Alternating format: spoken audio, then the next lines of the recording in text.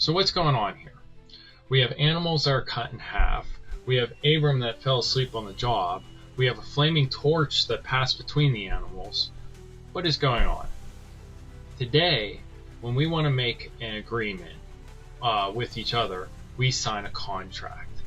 In ancient times, when they made agreements with each other, they did what was called cutting a covenant.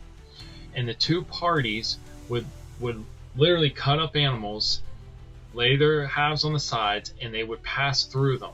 And as the two parties passed through them, they would say, "Let it be done to me what was done to these animals if I break the covenant."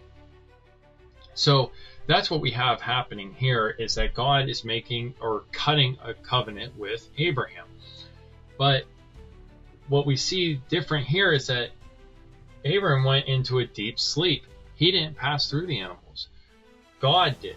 God passed through. He took the oath, meaning he took on Abraham's responsibility for Abraham's side of the covenant.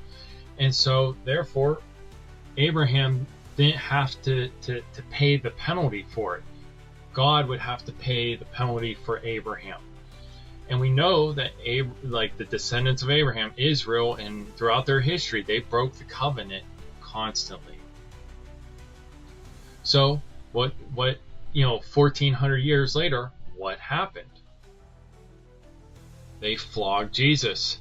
They whipped him. They beat him. They shoved a crown of thorns on his head. Before going to the cross, his body would have been torn to pieces. Which brings me to Isaiah 53, and about 700 BC. We have, "But he was pierced through for our transgressions." Then we have Psalms, which was about 1000 BC.